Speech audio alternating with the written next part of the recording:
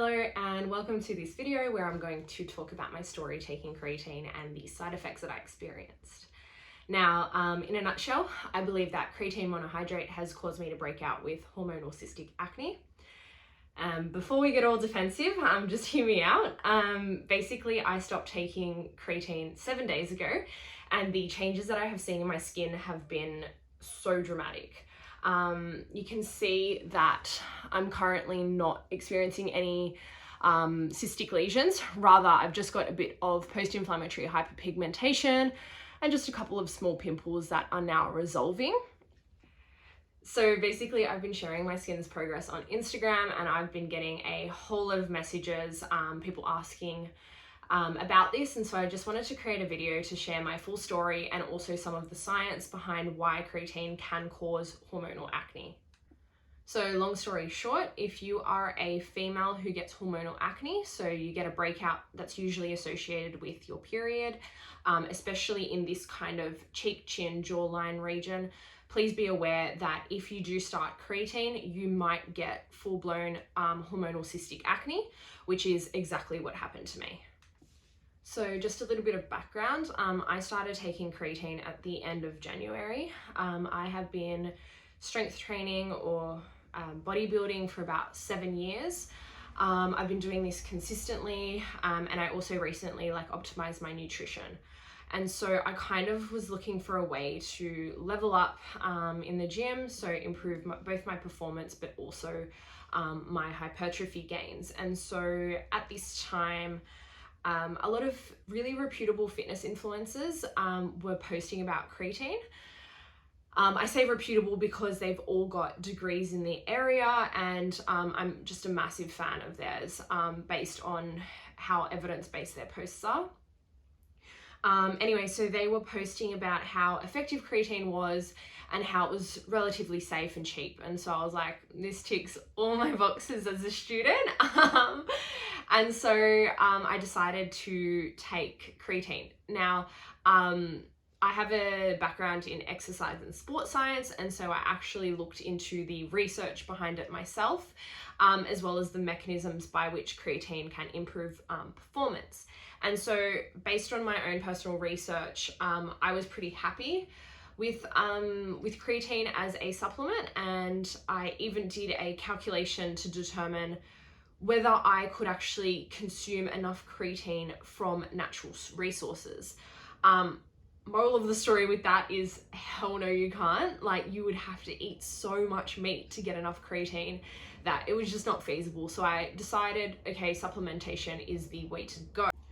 Okay, so I'm just going to do a quick little side note about how creatine actually works to improve your performance. So if you're not necessarily interested in this, just skip over this part. But essentially, phosphocreatine is the energy source that your body uses when you're doing explosive bouts of exercise. So this would be things like resistance training or sprints or something like that.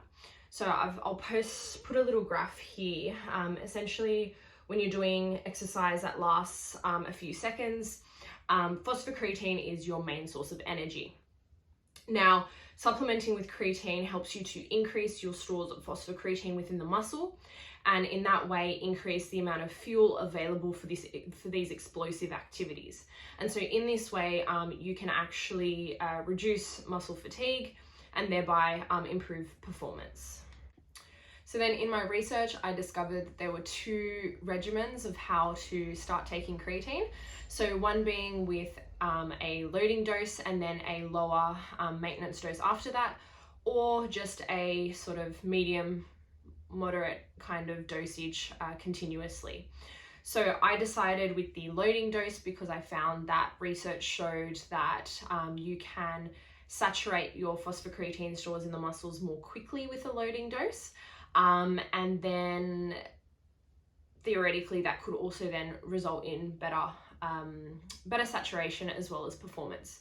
So anyways, I did this loading dose. So I think the calculation that I did was 0.3 grams of creatine per kilogram of my body weight for 1 week daily.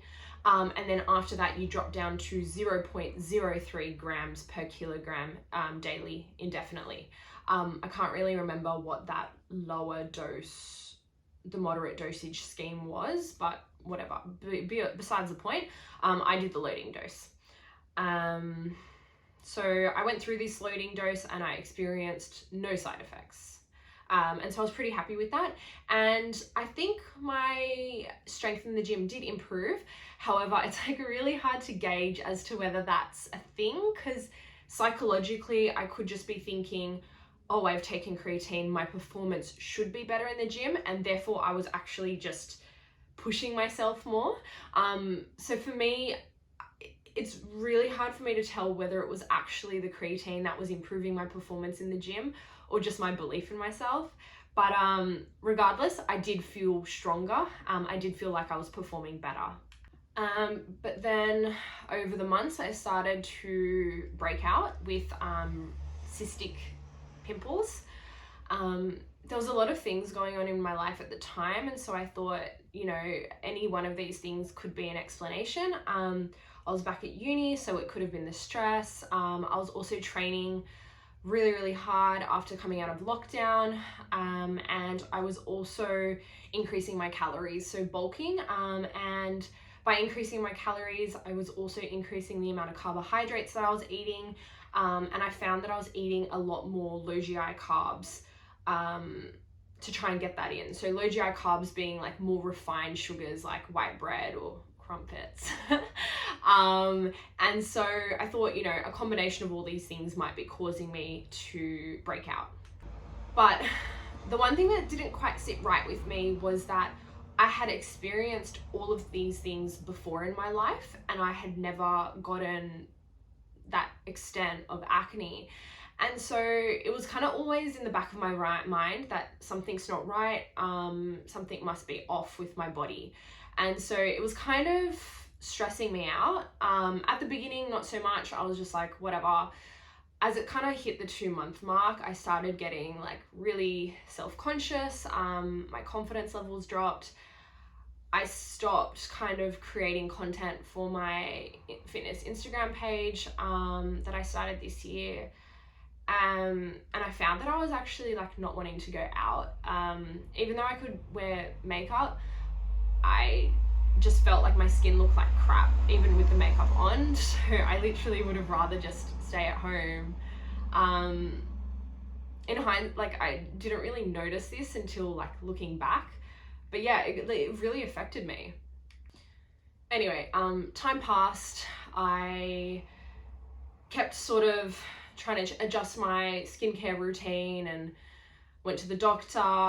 He gave me some prescription topical treatment. So he gave me Epiduo, which is a prescription combination of benzoyl peroxide and adapalene.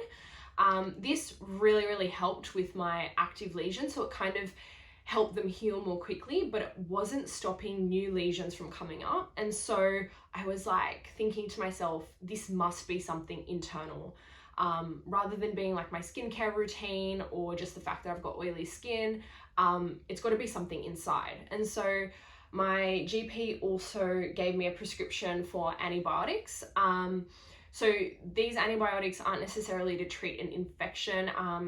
They are used to treat the inflammation that you're experiencing. And so these are a family of antibiotics called tetracyclines.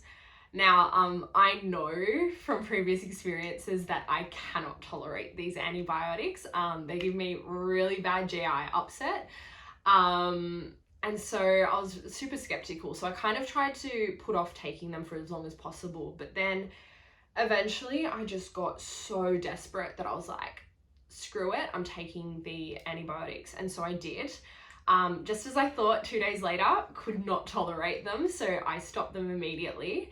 And then I was kind of like bummed. I was like, shit, I've exhausted almost all of my treatment options. The last thing I've got to take is tretinoin, which is like a really intense drug. And I was kind of bummed. I was really bummed. So anyway, time passed. I had finished up a 12-week program and I had done before and after photos. And what I noticed, so this was a 12-week program. And what I noticed is in the before photos, my skin was clear. And then in the 12 week mark, obviously my skin was just like so angry. And I can probably post this photo somewhere. But essentially this made me think, like, what happened in those 3 months? And so I kind of tried to do like a reflection on the stress levels, my foods, any new things that I had started. And then what I noticed is I had started creatine at the end of January, and I was like, no, it can't be, because I already had like a few of my friends suggest it could be the creatine, and then I just kind of blew them off like, no, it's a safe medication. Oh, not medication, sorry. It's a safe supplement. There's so much research on it. This isn't a side effect listed. And then that prompted me to kind of do another Google search on the side effects. I was like, look, maybe I missed it. Again, if you just search creatine side effects, it doesn't pop up. I'll put a little search result here. It mainly just focuses on, you know, dehydration, nausea, water retention. And so I was a little bit like stumped. And then I thought, okay, whatever, I'll just type in creatine acne. And then I started to get all these results. So the main one was from Reddit. There was like a Reddit thread about personal anecdotes of people who had experienced cystic hormonal acne after starting creatine. And then there was a bunch of just like not really high quality research articles. So they weren't research articles, they were just like WebMD kind of vibe articles about how creatine can cause acne. And so usually I wouldn't put much merit in these kind of things. Like, I'm more of a peer-reviewed research paper kind of gal. But I read into one of these articles. I can post it here if you like. But essentially it had a mechanism by which creatine can actually cause hormonal acne, and like I'm a sucker for a good mechanism. So I read into it and it made a lot of sense. So essentially what this article said was that creatine can increase a hormone called dihydrotestosterone, or DHT, by about 50%. And this is one of the mechanisms by which it helps with muscle hypertrophy and force production. And certain individuals can be sensitive to DHT, certain individuals like me. And so essentially, DHT is also responsible for pattern baldness. So in some individuals, they're sensitive to DHT, but in another way, and it actually causes them to lose their hair. And this is also another anecdotal side effect of creatine. Again, not listed in these in these side effects. So again, we're going to do a little bit of a side note that you can skip if you're not interested. But basically, I'm just going to read my notes now just so I don't get this wrong. But DHT is a major nuclear androgen responsible for increased sebum production by the sebaceous glands in hormonal mediated acne. So I'll just translate what that means. Basically, acne is caused by the entrapment of oil or sebum in the pores. And so if the pore becomes keratinized on the top, so it becomes blocked, the oil can't escape, but it keeps building up. And so eventually the pore itself will rupture. And then this will then stimulate an inflammatory response. And so that's why you get these, that's why the pimples get quite red, sore, swollen, inflamed. So by increasing sebum or oil production, DHT can cause acne. Now, the female adult variety of hormonal acne is often around the lower face, so particularly along the chin, jawline and neck, which is exactly what I had. Okay, so it's really important to note that DHT will not do this to everyone. There is a specific population of people like myself who are sensitive to DHT that get this response. So by no means is this a blanket rule for everyone, and maybe this is why it's not listed as a side effect. Essentially, it's just a small population of people who are sensitive that will get this reaction. And the only reason I wanted to talk about this is because it's not listed as a side effect. And if you either are thinking about starting creatine and you get hormonal acne, I hope that this might help you make a more informed decision. Or if you are currently taking creatine and experiencing hormonal acne, maybe you could trial stopping the creatine for a little while to see if your skin improves. All right, but how do you actually know whether you're one of these people who are sensitive to DHT? Well, I know I am because I get hormonal acne. So essentially what this means is that I will normally break out coming up to my period. So again, a little bit of science. When we females are approaching our menstrual cycle, our hormones are fluctuating. And so what happens is coming up to our period, progesterone and estrogen will decrease. And then that will then stimulate the shedding of your uterine lining. And so everything about hormones is basically a balance, and it's all about relative amounts. So what will normally happen is, you know, you've got your levels of DHT and you've got your levels of progesterone and estrogen. This, in a normal person who is not supplementing with creatine, ideally should remain the same.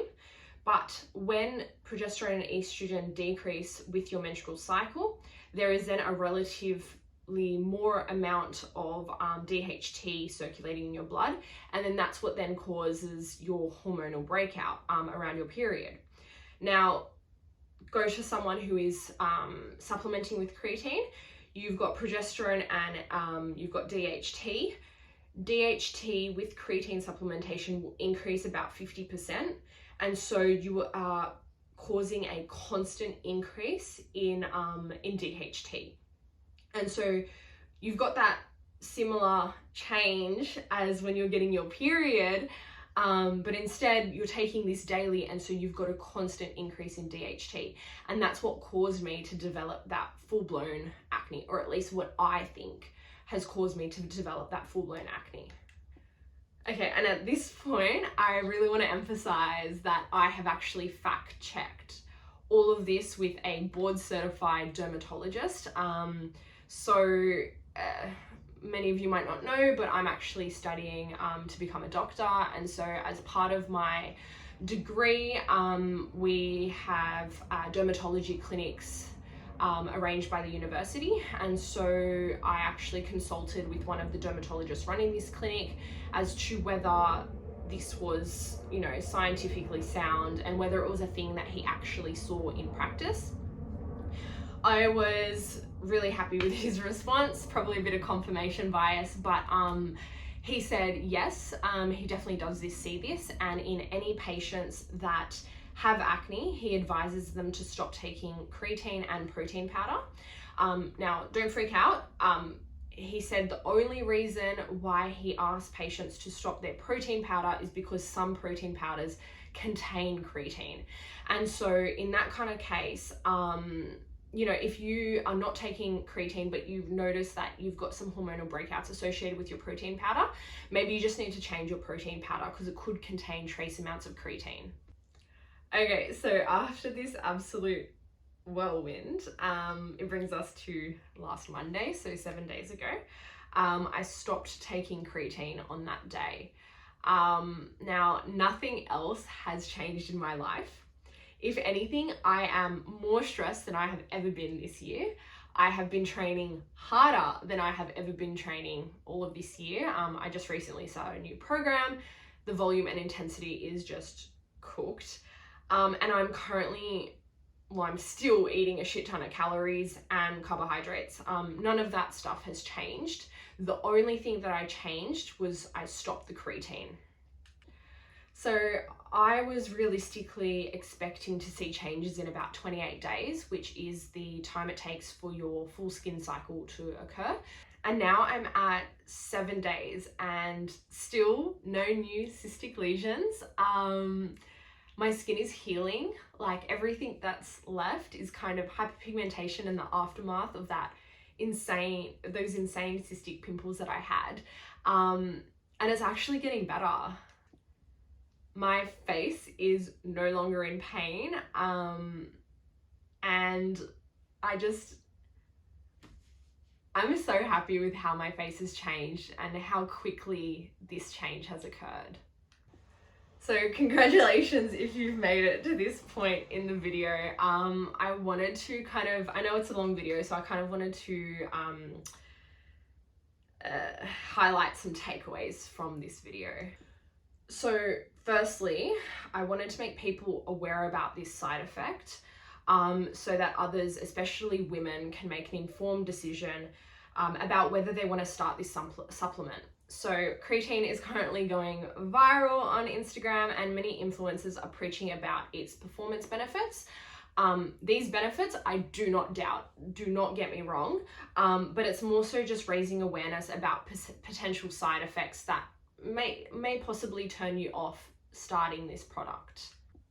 Secondly, I kind of wanted to have a chat about why people are actually taking creatine. So like I said, I was sharing my progress on Instagram, and I had a lot of people messaging me about how they either experienced the same thing or they were thinking about starting creatine, and my posts deterred them from doing so because they also experience hormonal acne. But I sort of started to reflect, so many people are thinking about starting creatine, and I'm just thinking, why? Like, the reason why I started taking creatine was because my training and my nutrition was optimized. Like, I was at the top of my game, well, relatively. I was at the top of my game, and I don't think anybody should be even thinking about supplementation of creatine unless they are going to the gym consistently 3 to 5 days per week for at least maybe like a year. They shouldn't be taking creatine unless they've got their diet optimized, so eating enough calories to facilitate muscle growth as well as eating enough protein. And then as well, like optimizing your recovery, like are you sleeping enough? And then I think once you've kind of got all of those components optimized, only then should you think about leveling up. You shouldn't be taking creatine just because somebody's told you it's going to improve your performance, because if you said no to any of those previous questions, if you're not doing all those other things, creatine ain't going to do much.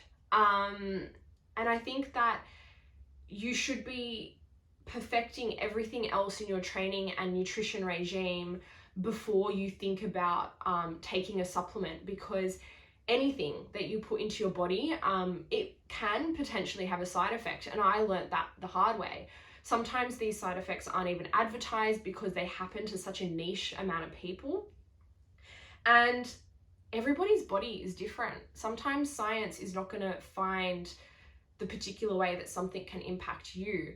And so I think first people should be nailing every other aspect of their training and nutrition, and then they should be considering supplementation. Now, at this point, I will do a shameless plug. I do online coaching.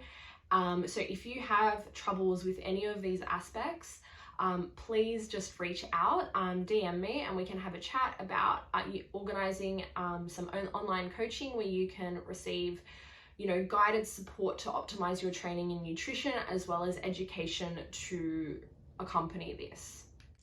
All right, so I'm going to shut up now. I am dressed and ready to go to the gym, so I'm going to go do my upper body session. But I really do hope that this video helps somebody either fix their skin or prevents someone from getting full-blown acne like I did.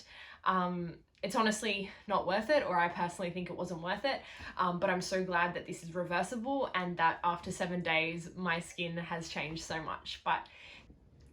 So if you did enjoy this video, or you found it helpful to yourself or somebody you might know, please like and share, just so we can get this message out and just make people more aware about this lesser known side effect of creatine, especially during a time when it is becoming viral on social media.